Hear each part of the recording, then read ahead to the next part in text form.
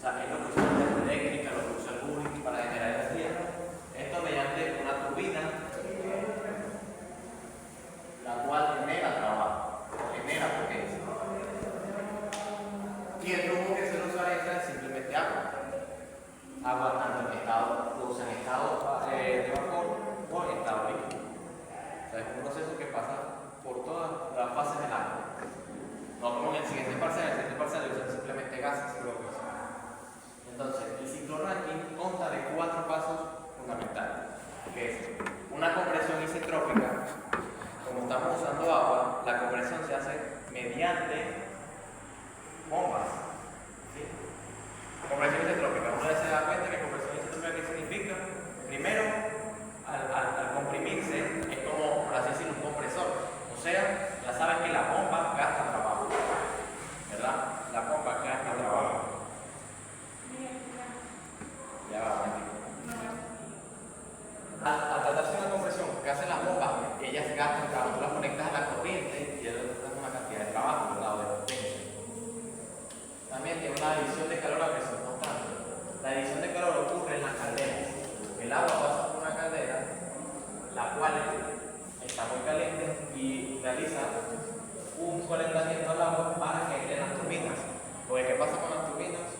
Existen turbinas de líquido y existen turbinas de gases. Sin embargo, estas turbinas que usan los ciclos Rankine, todo está gaseoso. Entonces, por lo general, ellos la calientan para que tengan mucha energía, el frío tenga mucha energía y ellos mueven los álabes en las turbinas. ¿Verdad? Ahora, también trata de expansión isentrópica. La expansión isentrópica, por ahí tiene ese constante.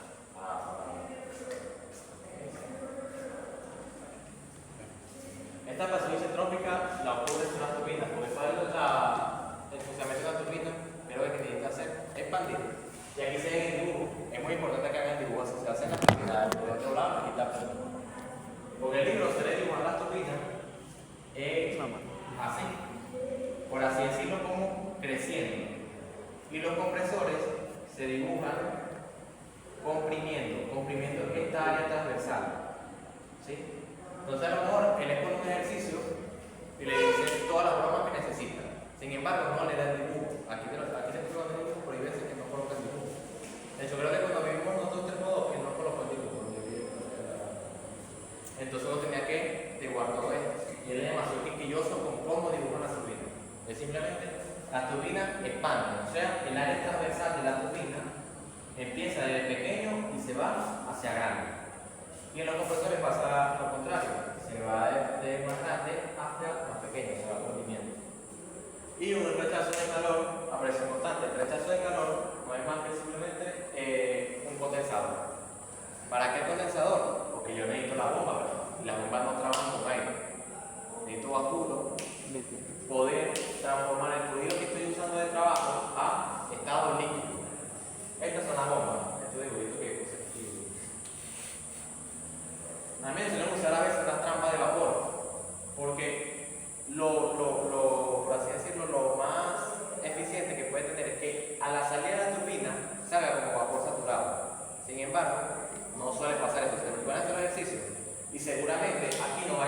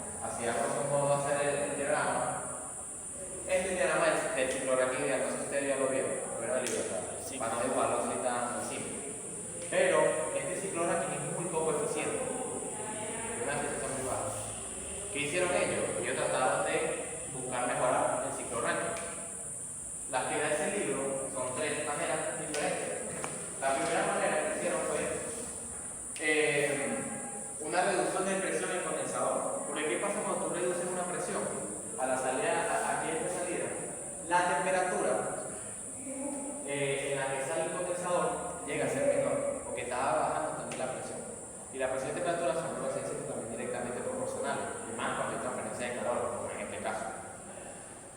Y entonces, ¿qué pasa si baja la temperatura? Por así decirlo, aquí, ponte que baja la presión. Esta es una línea de presión, ¿verdad? Estas líneas que son de esta manera. Porque es una gráfica de S. Entonces estas líneas que vamos a hacer de esta manera son de presión. ¿Qué pasa si yo bajo la temperatura? A ver, este lado, ¿verdad? Voy a bajar la temperatura, voy a bajar la presión. Haciendo un marco de presión, lo que hago es como colocarlo por esta zona de aquí. ¿Sí? Entonces, este estado 4 va a bajar a este punto. Este va a ser 4'. ¿Qué está pasando aquí? Toda esta zona que se generó aquí es trabajo que no se generaba antes. Toda esta zona de abajo es todo el trabajo generado por simplemente bajar la presión. Sin embargo, ¿qué está ocurriendo aquí? A este punto, miren la distancia que hay de aquí hasta aquí, la distancia que hay de aquí hasta aquí. ¿Qué es esta distancia? Esta distancia nos dice que aquí estamos en una mezcla, ¿verdad? Pero ¿qué parte que creen ustedes que es más gaseoso? ¿Aquí o aquí? El de arriba suele ser más gaseoso, porque está más cerca de este lado de la campana. Este lado de la campana lo que me dice es vapor saturado. ¿Qué pasa si yo me alejo de la campana hacia acá?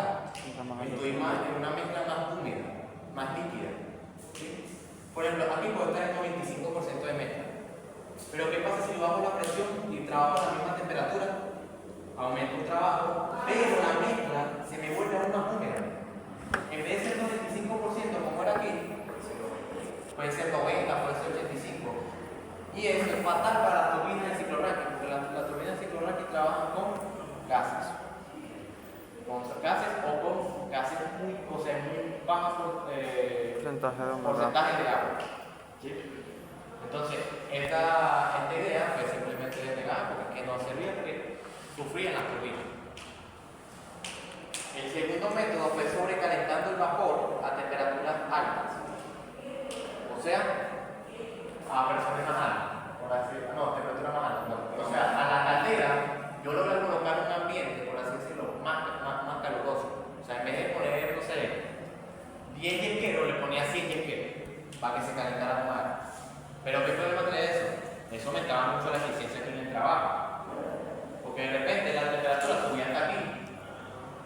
Entonces, en vez de esta forma, generaba una sección de mayor trabajo.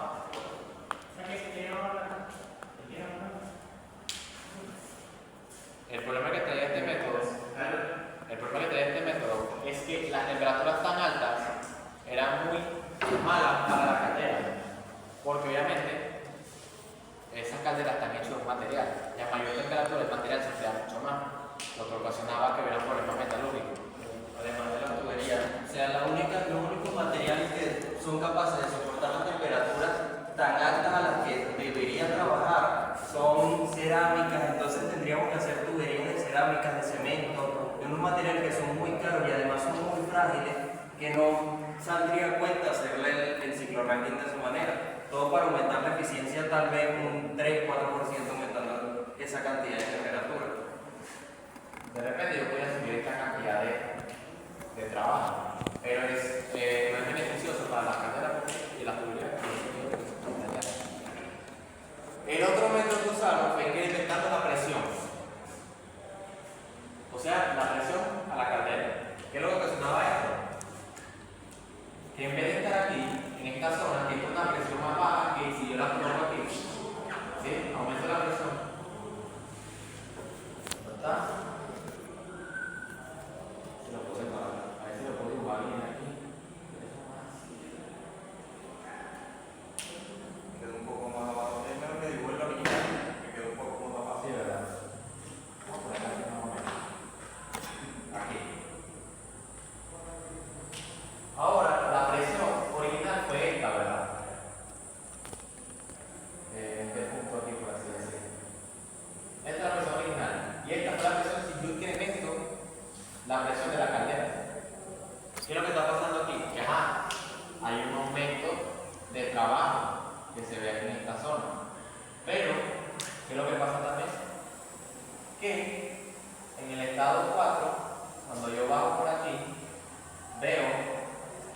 también un vapor más húmedo, una mayor cantidad de mezcla, que me daña, como ya dijimos, las turbinas. Entonces, esos tres métodos fueron beneficiosos en el momento de la teoría, pero en el momento de la práctica se veía que no era lo más óptimo. ¿Qué fue lo que intentaron hacer ellos? Ellos intentaron hacer un recalentamiento, o sea, que la salida de una turbina volviera a irse a la caldera y fuera a otra parte de la turbina o otra turbina completamente diferente. Lo que ocasionaría que aquí, por ejemplo, aquí está el diagrama, ¿verdad? Acá 4. Aquí más o menos. ¿Lo que es?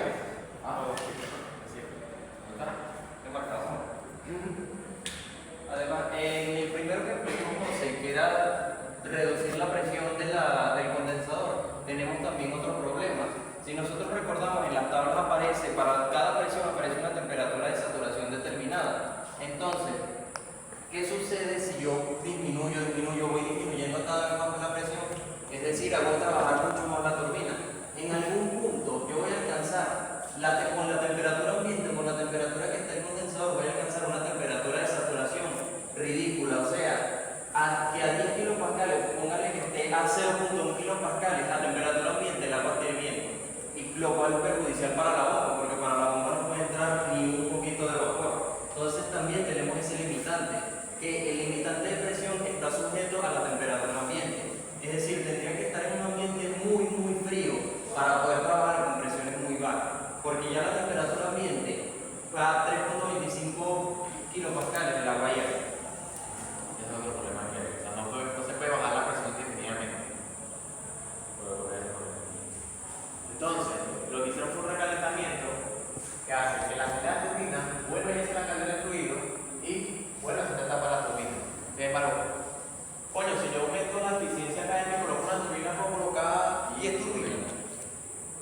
Se dio cuenta que cuando se hacen los cálculos matemáticos, a partir de la segunda turbina, ya los costos aumentan mucho para la poca eficiencia que se sube. O sea, no es lineal, sino que de repente, si la gráfica de eficiencia, de repente si colocas 2 turbinas van así, pero si empiezas a colocar más, van curviándose. Esta es eficiencia y esta es cantidad de turbinas. Ellas se van a empezar a curviar donde la eficiencia va a dejar de subir a partir de ya una cierta cantidad de turbinas. Uno de los problemas que le sacó en el ejercicio en el semestre pasado, que muchos lo tuvo, es que ella decía, el ejercicio decía, un ciclo Rankine con 3 etapas de recalentamiento. Y la gente dice, coño, si cagó bien, tenemos que 3 etapas de recalentamiento, ¿cómo se escribe eso? ¿Cómo se dibuja? ¿Cómo le llamamos? Simplemente te dice que tienes 3 etapas de recalentamiento, haces otra etapa de la turbina. Si dice que tienes 4, haces 1, 2, 3 y 4 etapas de la turbina. Y así sucesivamente a las veces que se le dé la gana de inventar. Hay que ver qué se quiere inventar. Seguramente, yo creo que en el quiz le va a sacar un ejercicio así y en el parcial le va a sacar más teoría. Más teoría sobre las turbinas, sobre los problemas. No creo que le va a sacar 2 controles. Bueno, de repente. Pero como 20 minutos no voy a hacerlo, pues. Y entonces, esa fue la primera manera que creo que me daba mucho trabajo. Si quieren, busquen la foto del libro por ahí, para que busquen los diagramas, no sé, porque yo dibujo muy feo. Yo digo, dejar el diagrama final y que se vea lo que está en el libro. El libro, porque en el libro se ve hacia la caldera, van agarrando más energía. O sea, por ejemplo, aquí se ve, este es un intercambiador de calor abierto. Aquí el peor es porque el condensador pasa hacia una bomba y de la bomba va hacia el intercambiador de calor, del cual el fluido con energía, o le da un poquito más de energía, aquí la turbina vuelve a calentar un poco más el fluido hacia que vaya hacia otra bomba, porque eso sí es otra cosa. Que cada ciclo generativo, o sea, cada cámara de mezclado o intercambiador de calor cerrado, debe habilitar otra bomba diferente después de ella. ¿Para qué? Para que aumente más la presión. Y adicionalmente, existen 2 tipos de regenerativo: intercambiador de calor abierto y intercambiador de calor cerrado. Esto es no más que una cámara mezclada, como si fuera una hielo. ¿Sí? De la que vimos en el tercer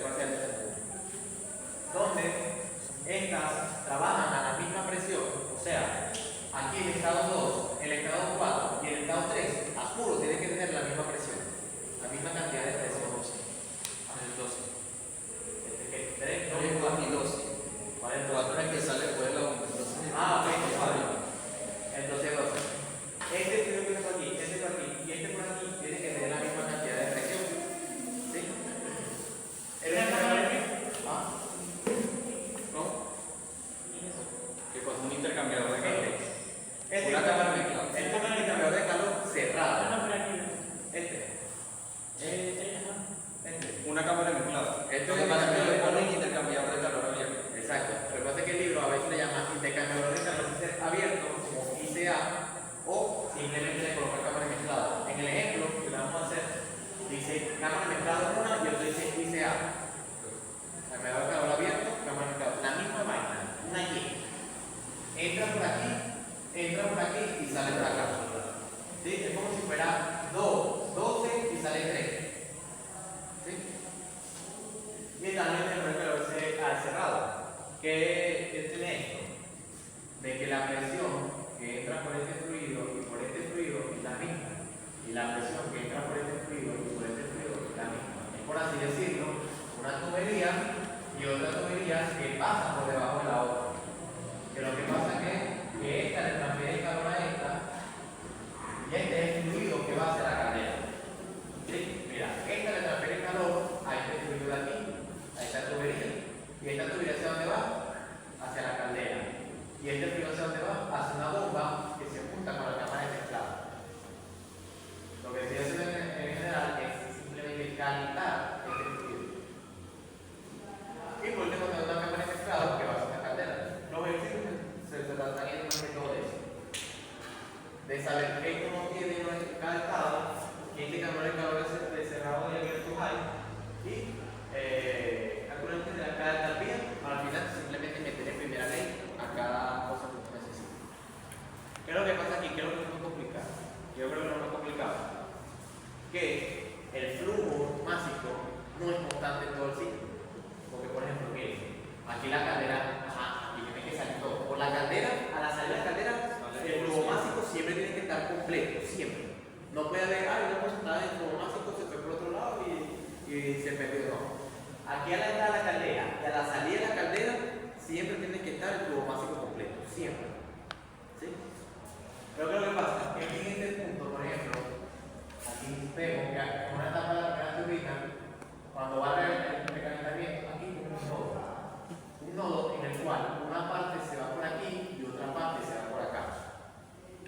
Entonces, en la feria el flujo másico no es completo. Tengo que calcular qué porcentaje se va. Y a mí nunca me van a decir qué porcentaje de flujo másico se va por aquí. No me lo dicen. O por lo general los ejercicios no te lo saben decir. Entonces tú tienes que buscar la manera de poder calcular cuánto flujo másico pasa por aquí y cuánto flujo másico pasa por allá. Y este más arrecho todavía, porque además de tener una salida por aquí, en esta turbina, que entró nada más una cantidad de porcentaje de flujo másico, se ve otra cantidad de flujo másico. O sea, tengo dos divisiones de flujo másico. Y luego por último tengo otra salida más. Esto por lo general, lo de otras cosas, de Y, no me lo van a decir. Simplemente me van a decir el dibujo o te lo van a decir si hay una parte por aquí. ¿Qué es lo que tienes que hacer tú? Deducir cuánta el morado. Lo que pasa es que, por ejemplo, vamos a tratar esto como un A que entra por aquí, un B que sale por aquí para la caldera y un C que sale aquí hacia abajo. ¿Sí? ¿Qué pasa si nosotros hacemos un balance de masa en este nodo? ¿Qué está entrando? Masa que entra, sumatoria de masa que entra igual a sumatoria de masa que sale, ¿verdad? ¿Qué está entrando?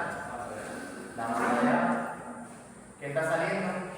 La masa de B más la masa de C, ¿verdad? ¿Estamos pillando eso? ¿Qué pasa si yo divido todo entre masa de A? Porque la masa de A, ¿qué es? La masa completa, la masa total. Entonces yo voy a quedar que si yo divido esto entre flujo másico de A, flujo másico de A y flujo másico de A, esto me va a 1, me queda 1. Y esto me va a dar, por así decirlo, una fracción de masa de flujo másico que se va por aquí. O sea, que tanto porcentaje 100%, por así decirlo, este es el 100%. Si este es el 100%, ¿cuánto porcentaje se va aquí? ¿Cuánto porcentaje se va aquí? Vamos a llamar que una letra Y y una letra X, porque no lo sé, no me sé ninguna de las dos. Yo tengo que escribir, coño, maestro, si yo trabajo con dos variables por el culo, ¿qué es lo que hago yo? Tomo una expresión de la otra, o sea, X es igual a 1 menos Y. Entonces yo sé que por aquí se va el flujo máximo, por así decirlo, que esté el 100% aquí. Ponte que esté el 100%, aquí está el 100%, se va a poner un pedazo por aquí que va a ser Y. Y aquí se va a ir 1 menos Y. ¿Qué quiere decir esto? ¿Qué pasa si yo sumo este más este?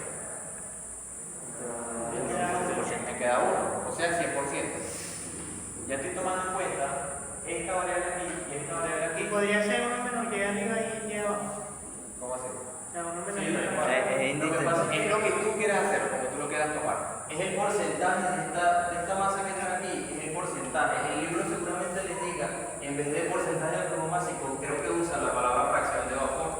Es lo que hace, es decir, que una fracción de vapor se va por un lado y otra por el otro. Tú puedes usar cualquier tipo de manera de escribir eso, con tal de basado en el 100% del flujo máximo. Con tal de que la suma de este fluido y esta parte del fluido que sea por aquí me dé 1, que es el 100%. A grosso modo es simplemente una proporción del flujo máximo que sea por un lado o por otro lado. Entonces, si te das cuenta, nada de esto tiene unidades. Esto no tiene unidades, esto es adimensional, esto también. Por lo tanto, esto solamente está en porcentaje. Es raro que en ciclo ranking a ti te den un flujo máximo. Tú lo único que vas a trabajar es con fracciones de vapor. O te suelen dar el flujo máximo total. Entonces, hay que buscar una manera para calcular esos valores de Y o esos valores de X. Entonces, se puede más aquí en el 2. Porque, por ejemplo, en el 2 me está entrando el 100%. ¿Qué me está entrando ahí por el final? El flujo máximo que entra es igual al flujo máximo que sale, ¿verdad? ¿Cuánto está entrando aquí? 1 menos Y. Vamos a ponerlo otra vez, porque para que no quede Y y 1 menos Y. Este es el que está entrando Y. Entonces, ¿qué está saliendo aquí? Una cantidad Z. ¿Y qué está saliendo aquí? Otra cantidad W. W. No me gusta la W. Entonces, yo simplemente escribo una en función de la otra. Por ejemplo, W es igual a Y menos Z. Bueno, si creo que el libro lo hace así. Toma mejor 1 menos Y aquí y aquí toma Y. ¿Para qué? Para que se quede esto así. Y le que W es igual a Z a 1 menos Y menos Z. ¿Qué es lo que yo coloco aquí? 1 menos Y menos Z, y esto sería Z. Ya tengo todos los flujos máxicos, o todas las separaciones de flujos máxicos que hay en todo el circuito, separadas en función de porcentaje, que es lo que vamos a usar en esta